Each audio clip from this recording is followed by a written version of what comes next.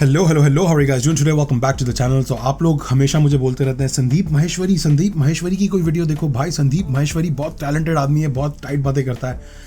And I saw a video called how I fall in love with my wife. Now I am not married, मेरी कोई wife नहीं है, but this title just really peaked my interest because what do you mean how you fall in love with your wife, right? जब कोई आम आदमी ये पढ़ेगा टाइटल तो उसको लगेगा कि क्या मतलब है इस बात का, वाइफ से तुम ऑलरेडी प्यार नहीं करते तो फिर वो तुम्हारी वाइफ क्यों है, इस तरह के सवाल आएंगे दिमाग में। बट द फैक्ट इज कि जब आप किसी के साथ रहते हो, बहुत सारा टाइम स्पेंड करते हो, तो एक्साइटमेंट में, प्यार में, खुशियों में कमी आती है। Eventually gradually it starts to decrease. So there is a way to, well there's not one way, there's many ways to keep that replenishing or keep that love, filling up again. And I think that's the kind of thing he's going to talk about. So let's go and watch How I Fall in Love with My Wife by Sandeep Maheshwari. जो मैंने आज से पहले कभी भी share नहीं किया है। तो सबसे पहले स्टार्ट करता हूँ मैं स्कूल टाइमिंग से। During my childhood days I was extremely naughty, बहुत ज़्यादा light, Extremely naughty, just like me, bro. इतनी शैतानी है जिसकी कोई हद नहीं है। लेकिन स्कूल में, क्योंकि क्या होता है, स्कूल में जैसी इमेज बन जाती है वैसी बन जाती है। तो जिस स्कूल में मैं था 10th तक, वहाँ पे मेरी इमेज ऐसी बन गई थी कि ये बंदा हरामी लड़का, बहुत ही रिजर्व्ड है, अच्छा, बहुत ही थका हुआ है। मतलब आज जो आप देखते हो उससे बिल्कुल ही ऑपोजिट है। कोई फ्रेंड्स नहीं, ना कोई लड़का ना लड़की। एक आध कोई फ्रेंड होता था, वो भी किसी दिन अगर जैसे होता नहीं छुट्टी मार लेता है, या अगर वो मेरे से बात करना बंद कर देता था, किसी और से बात करना शुरू कर देता था, तो I used to feel insecure. अब मेरा क्या होगा? एक ही दोस्त है ले दे करके, अगर वो भी होता नहीं ग्रुप बनने लग जाते हैं। जैसे ही हमारे बीच में कोई तीसरा आता था हम दो लड़के ही थे वैसे, बेचारा यार, और कुछ भी गलत नहीं था वहां पर हाँ, लेकिन दोस्ती थी। जैसा होता है ना कि एक इनसिक्योरिटी होती है कि मैं उस पर डिपेंड था पूरी तरीके से, कि अगर लंच ब्रेक में जाना है तो उसके साथ में जाना है, उसके साथ में हंसी मजाक। हमारी एक ट्यूनिंग थी कि मेरे जोक वो समझता था, उसके जोक मैं समझता था, ऐसे करके। मतलब हमारे कुछ कोड वर्ड्स होते थे जो हम एक दूसरे के समझते थे। जैसे बताऊं या नहीं ये बातें?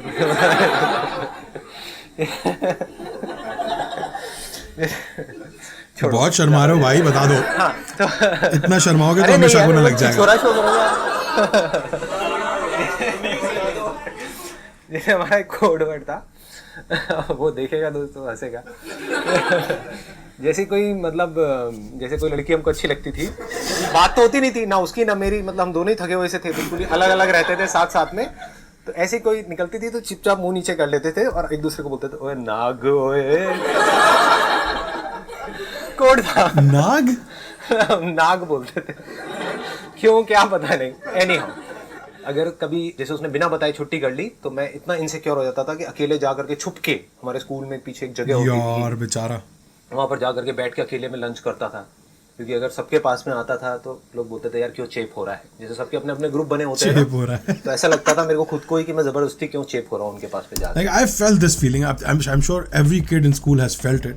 जब आपके ग्रुप के लड़के मिसिंग होते हैं तो फिर आप जाके कहीं और बैठते हो, किसी और बोलते हो ओए क्या हाल है ब्रो, कैसा है साकिब या whatever, and then you realize कि यार इसका अपना एक ग्रुप है and he sits with his own friends, और मैं यहाँ पे बैठ के अभी ये लोग पता नहीं क्या बातें कर रहे हैं, गोश्त की और पता नहीं किसकी, मुझे नहीं पता किसकी बात कर रहे हैं। But like this is not what I talk about. यहाँ म्यूजिक की बात नहीं हो रही, यहाँ व्हाटएवर आई लाइक, गेम्स की बात नहीं हो रही। तो it you can feel that cheapness, what that is talking about, cheap हो रहा है, you can feel that shit. जा करके या फिर वो लड़ाई झगड़ा करना शुरू कर देते थे, थोड़ा उल्टा बोलना शुरू कर देते थे। तो ऐसी मेरी पर्सनालिटी थी 10th तक। मतलब आप आइडिया लगा सकते हो, राइट, कि हाइट ऑफ लोनलीनेस। और मैं अब सेशंस करता हूँ how to overcome loneliness. It's so ironical, right? No, it's not ironical. It makes total sense. You've lived it, you've learned from it, so of course you're gonna tell people. How is that ironic? इतना ज्यादा अकेला था। I mean, I get it. It's ironic, but मतलब 10th तक खूब लड़ाई झगड़े हुए हैं। अकेला लड़ता था, सामने 5-10 लोग होते थे, वो मिल करके मुझे मारते थे। तो खूब पिटा हो, पिटा भी है, पिटा ज्यादा हो। That's the right way. 11th में जो टर्निंग पॉइंट की आपने बात करी कि भाई टर्निंग पॉइंट क्या था, तो 11th standard was the biggest turning point of my life. क्योंकि 10th में मुझे समझ आ गया था कि इस स्कूल में अगर मैं रहा तो मेरा कुछ होने वाला नहीं है। तो मैंने डिसीजन लिया स्कूल चेंज करने का। एक बड़ा मजेदार सा किस्सा है यहाँ पर जो मुझे बाद में पता लगा था, उस टाइम नहीं पता लगा था। जब मैं एडमिशन के लिए गया था रिसेप्शन पे उस स्कूल में, तो अभी जो मेरी वाइफ है उसने मुझे देखा था और उसने मन ही मन सोचा था कि अगर ये आ गया हमारे स्कूल में तो मज़ा आ जाएगा। लेकिन ये बात मुझे पता नहीं थी। अगर पता होती तो मुझे इतनी स्ट्रगल नहीं करनी पड़ती 1-1.5 साल तक। तो ये मुझे बहुत बाद में पता लगी। तो वो हमारा पहला कांटेक्ट था, मतलब जब उसने मुझे देखा था, मैंने उसे नहीं देखा था।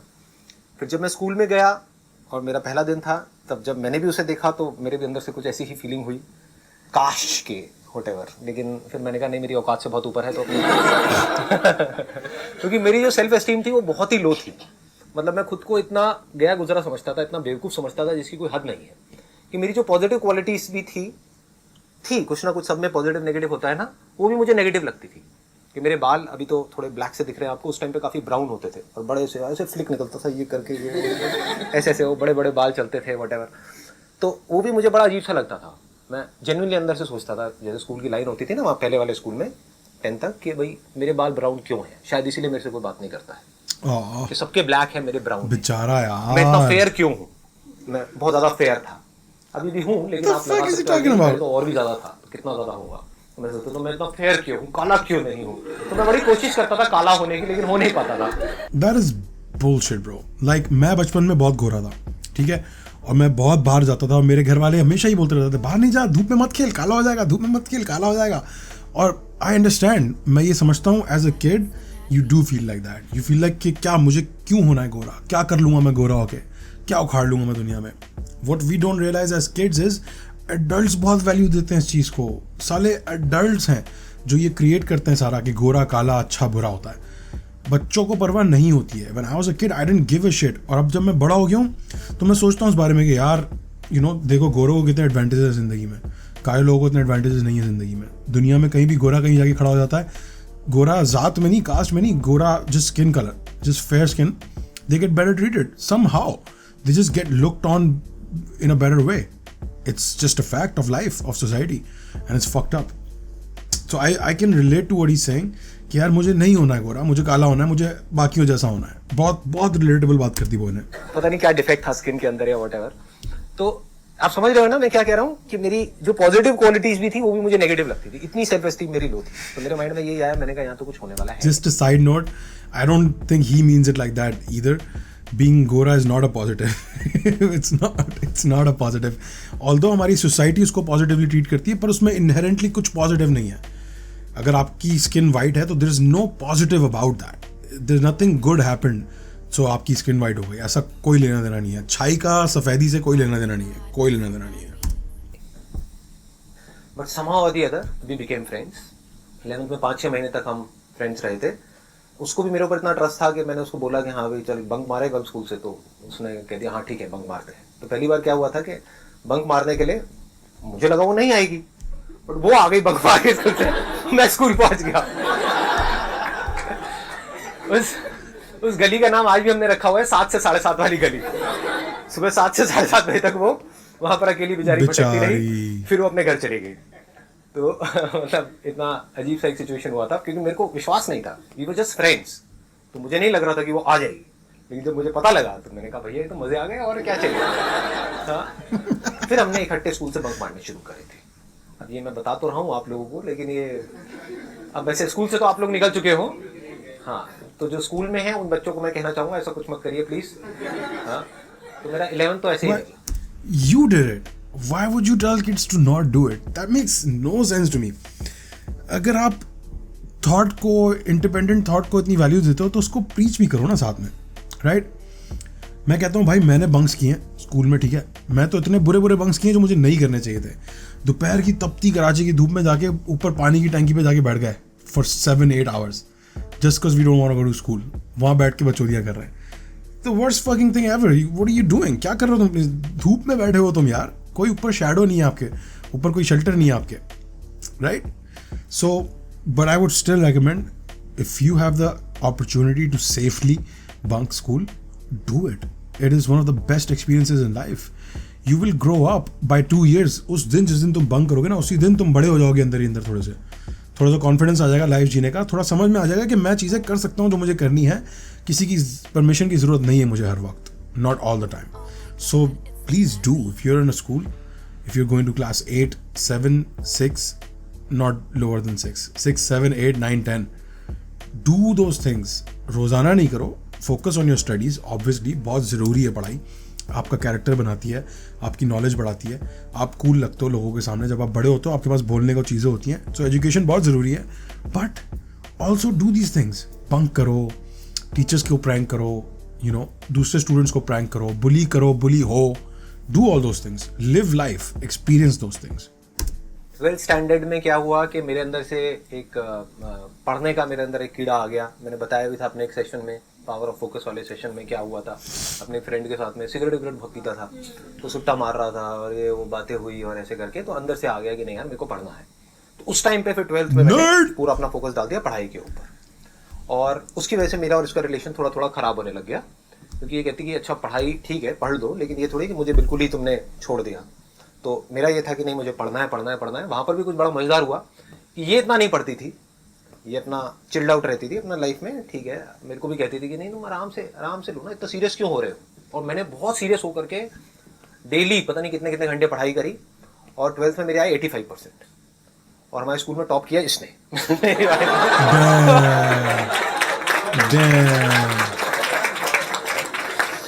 और तब भी मेरी बड़ी ईगो हर्ट हो गई थी. ये बड़ा अजीब सा कैरेक्टर था उस टाइम पे. मैंने कहा ये क्या हुआ है, मैंने तूने बताया भी नहीं कि तू इतना पढ़ रही है. और वो पढ़ाई में इतनी एक्स्ट्राऑर्डिनरी थी भी नहीं. मतलब 11th में क्या हुआ था, उसकी 2 सब्जेक्ट्स में कंपार्टमेंट आ गई थी. ऑल्दो पढ़ाई में अच्छी थी, लेकिन हमारा जो अफेयर था वो फैल गया था पूरे स्कूल में, प्रिंसिपल तक और यहाँ वहाँ. तो उन्होंने दिमाग लगाया, उनकी स्ट्रैटेजी थी हमारे स्कूल वालों की उधर की, कि जब भी ऐसा कुछ हो तो एक को बाहर कर दो. समझ गए. तो मेरे को बाहर करने की उनमें हिम्मत नहीं थी, क्योंकि मैंने एक बहुत बड़ा कांड किया था 11th स्टैंडर्ड में. तो वो पूरे स्कूल में सबको पता था. Do you want to know कि क्या कांड किया था? That was also turning point of my life. तो बता देता हूँ. उसमें क्या हुआ था कि मैं जिस स्कूल से आया था वहाँ पर इतने बड़े बच्चों को मारते नहीं थे. मतलब कि 10th 11th में नहीं मारते थे. हाँ, बचपन में तो बहुत मार खाई है. 4th 5th 6th में तो बहुत पिटाई होती थी. 10th 11th. अब ये समझो, ये भी चीज़ समझो क्यों हमारी सोसाइटीज़ में होता है ये. इंडिया में, पाकिस्तान में, बांग्लादेश में, श्रीलंका में बच्चों को पीटते हैं. बच्चे जैसे थोड़े से बड़े होने लग जाते हैं फिर नहीं पीटते. बहुत कितनी बेसिक चीज़ है, समझो इस बात को. बच्चों को क्यों पीटते हैं? क्योंकि पता है बच्चा है, मार नहीं सकता, रिटर्न नहीं आ सकता. पर जैसे ही देखते हैं अब ये बड़ा हो रहा है साला, इसके टट्टे निकल आए, अब ये कुछ कर सकता है, तब वो डरते हैं. तो ये चीज़ समझो इस चीज़ को कि द ओनली रीज़न आपको रिस्पेक्ट मिल रही है वो डर की वजह से मिल रही है. दे आर नाउ अफ्रेड कि ये बड़ा होके ये मेरी मारेगा, ये बड़ा हो रहा है, he can do something about it. आज मैं इसको चमाट मारूंगा, ये कल चाकू लेके आ जाएगा घर से और अपने 4 भाइयों को लेके आ जाएगा, चारों उसकी उम्र के, सारे मारेंगे मुझे मिलकर. तो ये एंड दिस इज़ रॉन्ग. मैंने ये चीज़ देखी ही नहीं है अमेरिका में और वेस्टर्न मुल्कों में.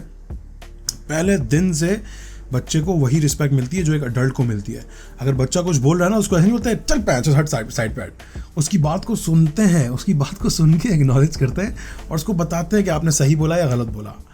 उससे होता क्या है कि बच्चे सीख लेते हैं बहुत जल्दी किस तरह बात करनी है, क्या बात करनी है, और चूतियों की तरह बात नहीं करनी है. हमारी सोसाइटी में बच्चे इडियट्स क्यों होते हैं? इसीलिए होते हैं ज़्यादातर कि उन्होंने बेचारों को उनको समझने का मौका ही नहीं दिया जाता कि सही से कैसे सोचते हैं, गलत कैसे सोचते हैं.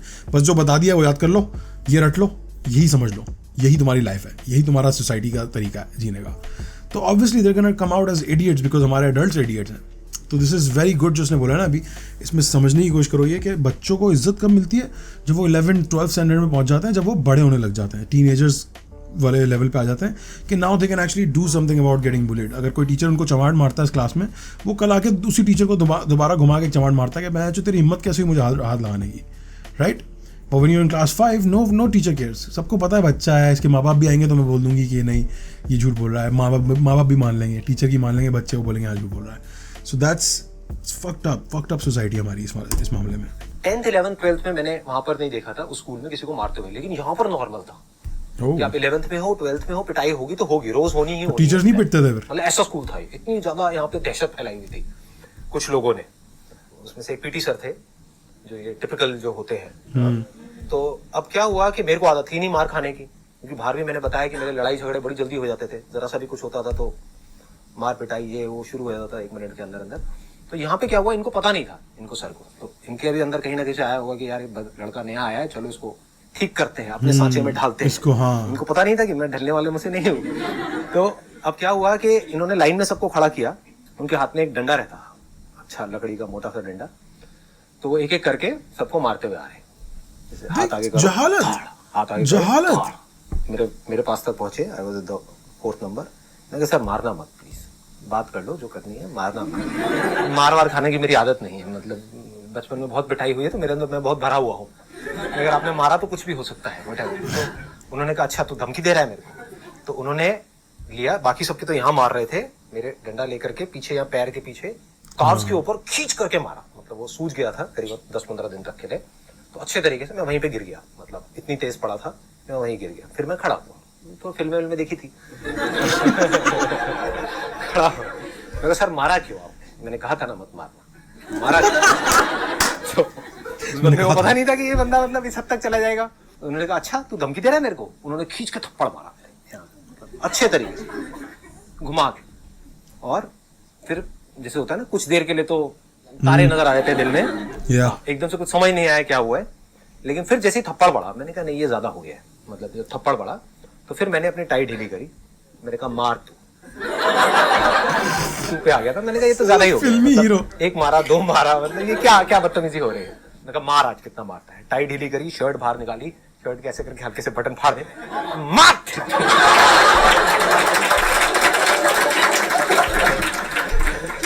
तो अभी मैं बहुत धीरे बोल रहा हूँ, बट आप इमेजिन कर सकते हो मैंने कैसे बोला होगा स्कूल के ग्राउंड में, और भी जो स्टैंडर्ड के जैसे 12th के और थे लड़के लड़कियां वो आ गए, एकदम से सारी भीड़ आ गई, मतलब सब लोग देख रहे हैं कि क्या हो रहा है, और बहुत तेज मैं बोल रहा था, मतलब बहुत ज्यादा फुल चिल्ला के मार कितना मारे। और फिर मैंने देखा, मैं भी यहाँ से कांप रहा था, क्योंकि हालत तो पिटाई के बाद में अपने आप ही बॉडी कांपने लग जाती है, ऊपर से गुस्से से बॉडी कांपने लग जाती है। सामने मैंने देखा तो सर भी कांपने लग गया तो मेरा कॉन्फिडेंस और बढ़ गया, मार ना तू सोच क्या रहा है, देखता हूँ आज कितना मार, निकाल अपनी पूरी भड़ास, ऐसे करके मतलब पूरा तगड़ा सीन क्रिएट हो गया। इतने में जो उसके जो सीनियर सर थे, पीटी सर 2 थे, वो आए मेरे पास में, कहते अरे संदीप रिलैक्स रिलैक्स रिलैक्स, पानी पियो। क्या पानी छोड़ा हो गया। लेकिन जब मैंने उनके साथ ऐसा किया तब मुझे अंदर से लगा बेटा तू तो गया, ये अब थोड़ा ज्यादा हो रहा है। मैं कहा सर देखो ना क्या क्या, थोड़ा सा संभाल लिया था क्योंकि अंदर से तो मेरी हालत टाइट हो गई थी। मैंने कहा बेटा ये बहुत बड़ा रायता फैला दिया तूने, अब तू गया। लेकिन हैविंग सेड दैट कहीं ना कहीं ये कॉन्फिडेंस भी था कि नहीं यार जो उसने किया बंदे ने गलत किया तो है और मारना अलाउड नहीं है, ये उस टाइम पे वैसे कॉमन था लेकिन फिर भी अंदर से था। तो सामने वाला बंदा डर गया। फिर थोड़ी देर में वो सर आए, उन्होंने मेरे को रिलैक्स किया, इधर से दोस्तों ने रिलैक्स किया, ये किया वो किया। फिर थोड़ी देर में वो सर आए जिनके साथ में सब कांड हुआ था, उन्होंने भी आके बोला सॉरी संदीप ये वो व्हाटएवर, ऐसी अपनी उनकी आवाज थी बड़ी फनी सी सॉरी आज के बाद ऐसा कुछ सर कोई नहीं सर, क्या हो गया सर, हो जाता है, आई अंडरस्टैंड, कोई बात नहीं सर। सर संदीप देख लो कुछ है तो नहीं ना तुम्हारे मन में, तो नहीं। मैं मेरे मन में क्या होगा सर, कुछ मेरा तो जो होना था सो हो गया। उसके बाद में जैसे ऊपर गया पूरे स्कूल में बात फैल गई थी। तो I became an overnight what do you call it as a hero और a super hero of that particular school. जहां भी जाता था और देखो वही। और बात क्या हो गई, मैंने मारा नहीं था सर को, लेकिन सब कह रहे थे इसने सर को मारा, सर को मारा। बात फैल गई, जबकि मैंने मारा नहीं था, मेरे तो खुद की हालत टाइट थी। नहीं तो तुम लड़ गए, यही बहुत था भाई। तो लेकिन बात ऐसे फैल गई कि ये वही लड़का है जिसने सर को मारा, इससे थोड़ा बच के रहना व्हाटएवर ऐसे करके। तो वैसा एक माहौल बन गया था। तो I think, I may be wrong, but I think इस वजह से मुझे 11th में पास कर दिया, क्योंकि लोगों को लगा कि ये तो भैया पागल है, ये पता नहीं क्या करेगा, तो स्कूल के बाहर जाकर के सर को मैडम को ना पकड़ ले व्हाटएवर। कहीं ना कहीं डरते तो वो भी है, राइट, उनके अंदर भी डर होता है। तो उन्होंने मुझे पास कर दिया लेकिन मेरी उसको फेल कर दिया, मतलब उसकी 2 में कंपार्टमेंट आ गई। Okay, so this video was nothing that I thought it would be. It was not about how to love your partner or how to stay in love with your partner, but it was about his life and how he found, ways to grow up and grow out of his shell. I think it was a very funny video, very interesting video also. बहुत informative भी थी, सीखने को मिला से इसकी video से बहुत कुछ। कि सबसे पहली चीज़ क्या सीखने को मिली कि वो लोग जो कहते हैं ना कि पापा नहीं मानेंगे, अम्मा मना करेंगी, लोग क्या बोलेंगे, उनसे घटिया छोटी सोच वाले बेबस मजलूम स्टूपिड लोग मैंने नहीं देखे आज तक ज़िंदगी में।